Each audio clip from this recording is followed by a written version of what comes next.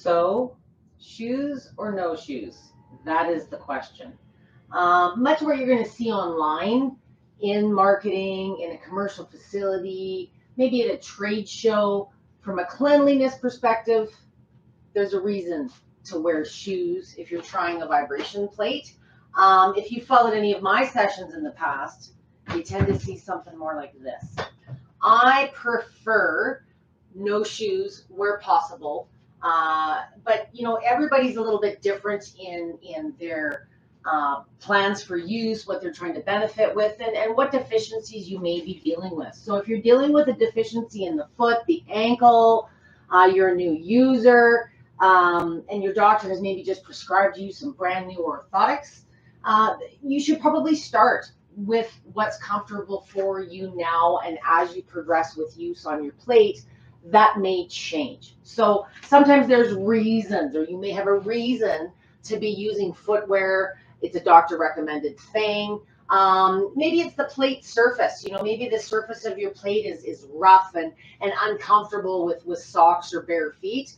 You can always add a mat to the surface of your plate, especially if you're using one perhaps that has, indents or bumps on the surface that may rub. So if you're dealing with neuropathy or any type of sensitivity issues, common sense applies. So perhaps using a mat to dampen the sensation.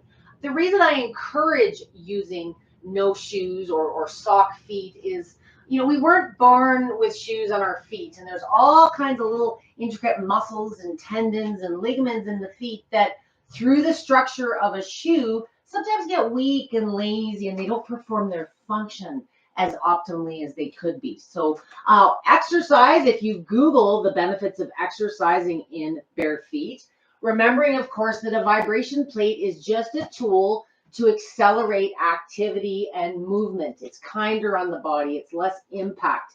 But the benefits of exercising barefoot, logically, we're going to get stronger feet because they're having to do their purpose.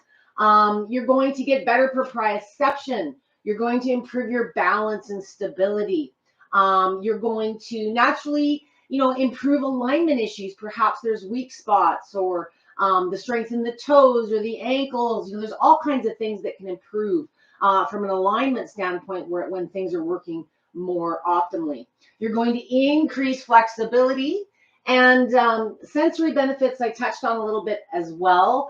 But if you're dealing with neuropathy, if you have mental health sensory issues, sometimes it feels more comfortable. It's more soothing. Maybe you've had a really long day and you're on your feet lots, a couple minutes on your plate, just seated even or standing with no feet, no footwear, no socks is a really good way to just get rid of the tired feet.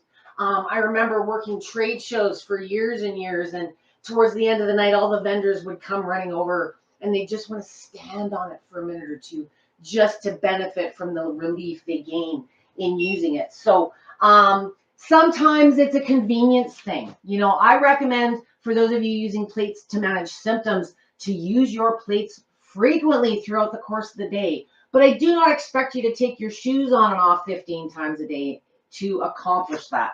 So like other tools, compressions, things like that, sometimes it's a matter of just using the plate as you are. Maybe you just want to hit the back for a minute or two before you head out the door to work and you've already got your shoes on. So it's not an absolute black and white.